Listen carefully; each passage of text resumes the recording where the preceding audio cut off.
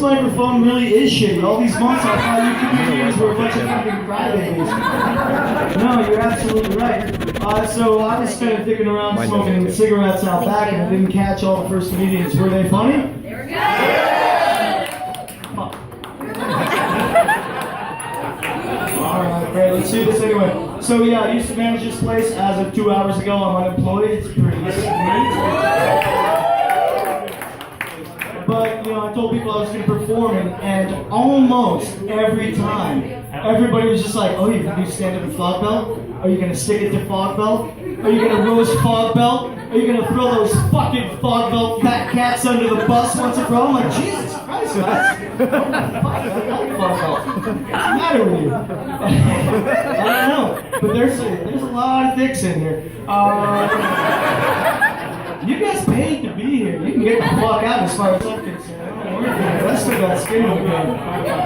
Everybody's like, oh, you're gonna roast everybody? Are you gonna roast me? Are you gonna fucking roast me? It'll be pretty great the way you roast people. I only roast people when they're actively doing or saying something fucking stupid. You're all sitting there politely. Nobody's getting roasted.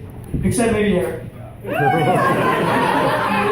So it's crowded tonight, and so you guys probably gotta wait a couple minutes to get a beer, and you're probably feeling pretty bad for the bartenders that are hustling, and they're like, oh, they're right to the end, but what's here? This isn't even a joke for the fact, Eric there, he writes the schedule, so yeah, you can quit playing the violin for the bartenders. You should leave big tips. You can leave big old tips for Jamie. Eric can go fuck himself.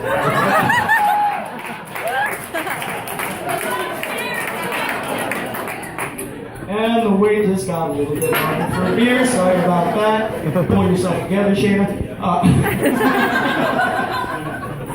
But yeah, so you know, I see a lot of people wearing hats. I'm wearing a hat. People like wearing hats. There's just a obnoxious fad that's really had some staying power with hats. You know how like fads, they come and go, and you can recognize something as a fad. You're like, okay, Harlem Shake, this is fucking stupid, but I can wait this out. It's obviously not going to last forever. You know, you don't have to worry about the goddamn Harlem Shake. It's going away, and sure enough, it did. But there are some fads that just hang in there, like 10 years later, and everybody's still preoccupied with mustaches. Okay. Oh, God. You know, like 10 years from now, I'm going to be like, I'll be damned, that dubstep has some staying power. I think that's going to go away. But one fad that's hanging in is people with their goddamn stickers on their hats. Who's got a sticker on their hat right now? I know there's got to be somebody in there. Is that finally going away? Good, because it looks fucking stupid. Guys, what are you doing? You guys are not great. This is great. But no, seriously, the fucking sticker on the hat. I've asked people on multiple occasions, like, okay, why do you feel compelled to keep that tiny sticker on your hat? It's like, oh, you go. It proves that it's an authentic hat. What? It's a fucking hat. It's authentic.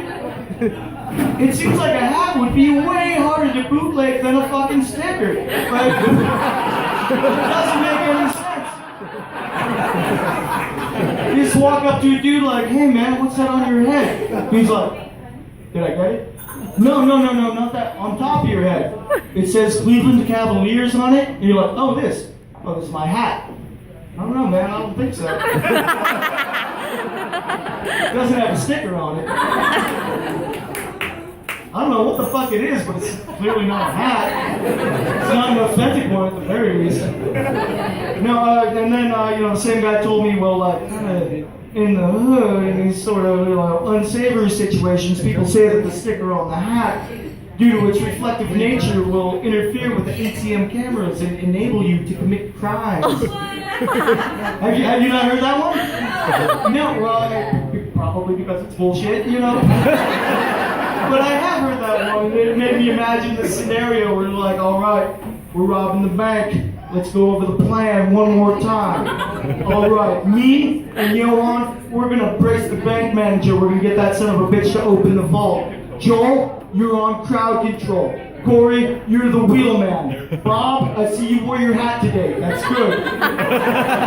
You're the linchpin of this plan. What I need you to do is check this almanac. Figure out the exact position of the sun at 4:19 p.m. Stand in the appropriate place. And then when the shit goes down, there will be a kaleidoscopic explosion of color, confounding and disorienting everybody in the bank. And that's how we pull this shit off.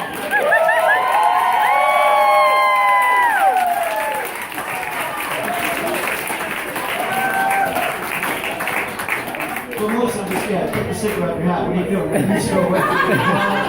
I'm gonna look at my notes. I'm shockingly unprepared for this. Oh, what next? Oh, yeah. Oh, no. This is the part where I get kind of racist. It actually says racist in my notes. No, I'm not racist, but there is one scenario where I kind of come off as occasionally racist. So I was born in Chinatown. Well, I was born in Mount Zion, but I lived in Chinatown until I was 8 years old. Chinatown in San Francisco. And what? All right. No, totally. I was actually about to explain how I wasn't racist, but somebody yelled out, "That's the worst!" It's not the worst, but it's different. It's culturally different. You know, like, so I am terrified of Chinese people, and that's a deep-seated childhood fear. And everybody says, well, that's a fucking racist thing to say. Like, that's totally, you're a racist son of a bitch. God damn you, I hate you. The only people that don't think that that's racist are Chinese people that I know. Because they'll straight up be like, you were a little white kid growing up in Chinatown, I'll bet they were hell mean to you. And they were. They totally were. And I just walk around saying, la la la, I'm really white kid, la la la, it's pretty great. Hip check, fuck you. Like, they are not putting up with that shit at all. Like, they are severe people. I'd be like, oh, look, pet turtle, I can't wait. Like, that's for soup, stupid. Somebody just scowling at me all the time. And no, they don't just look like that. They were scowling at me all the time. Fucking hectic. You know, so, yeah, culturally not a warm people. But the weirdest thing that they do is that they have this really insidious, subtle plan to tear apart the American family that I don't think people really know about. Have you ever been to a toy store in Chinatown and seen the weird-ass bootleg toys that they have? It'll be like Spider-Man in the Batmobile, and the Batmobile has a Decepticons logo, and the box says Pokemon, and you're like, what the fuck? The fuck kind of weird-ass die-cast fan fiction am I on?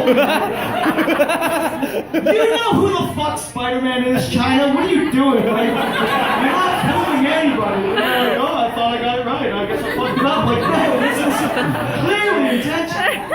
And so you think, like, you look at these weird bootleg toys, what possible reason could they have? Because they know that they're banking on broke-ass parents.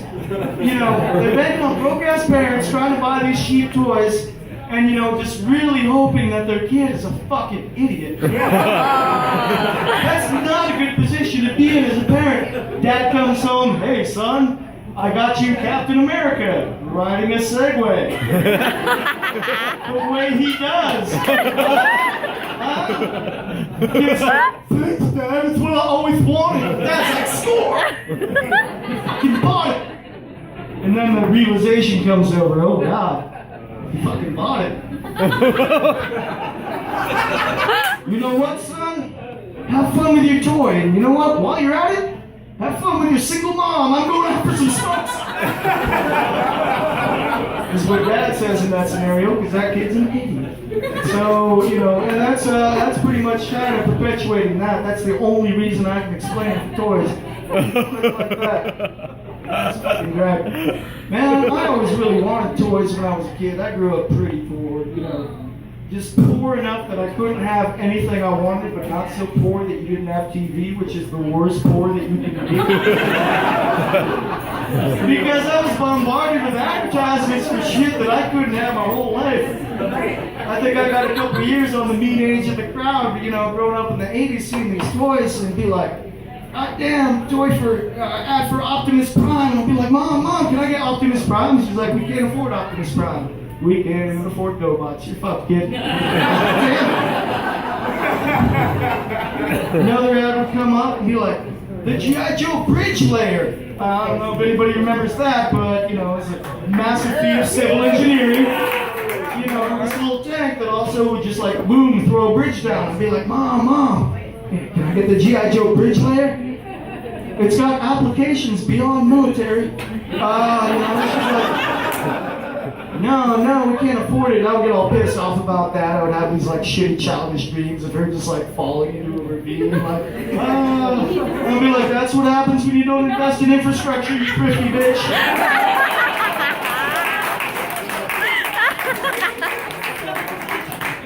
What I really wanted was Mr. T cereal. Like they had Mr. T cereal, right? Fucking, you know, I am age appropriate to love me some Mr. T, and really, I think everybody is. It's Mr. fucking T. Oh, totally, yeah. He's out there, he's pitying fools. He's doing his things. It's not like those fools are gonna pity themselves. Mom, can we get some Mr. T cereal? No, we can't afford Mr. T cereal. But then I actually saw, like, did anybody ever see Pee-wee's Big Adventure? Yeah! Fucking hated that movie. What's the new one coming out?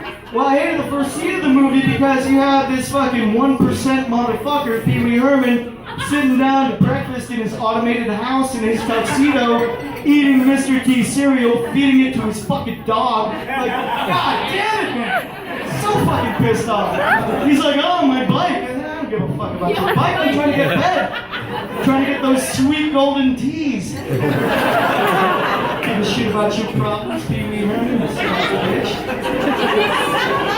There's a postscript to that, actually. It wasn't until years later that I realized Mr. T cereal was only Captain Crunch shaped in lemon tea. I don't really like Captain Crunch, so whatever. But at the time, it was dumb. But then something amazing happened. I saw an ad for a new Kool-Aid flavor. You know, I said, ooh, hello, Kool-Aid. I am the great blue genie. I'm like a Kool-Aid magician or something. I said, oh, wow. That's awesome. You know, I was like, wow, great blue genie. What flavor are you? And he's like, let's just agree that blue raspberry is a thing. I was like, sure, good enough for me, great blue genie. And I said, Mom, can I have the great blue genie Kool-Aid? And she was like, sure, why not? It's a nickel a pack, you know what? If it'll shut you up once and for all, you can have as much great blue genie Kool-Aid as you want. And she was good to her word. And I remember one night she gave me a gallon of great blue genie. And, you know, it was just this big fucking blue liquid. You know, and I drank the shit out of it. It was the greatest night of my life. It was a sugary blue liquid. I was like, great blue genie, here's my friend. I'm getting fucked up because sugar is like drugs. You know. But it was dramatic because later that night I threw up blue, I shit blue, I pissed blue. Upon seeing that, I cried blue tears.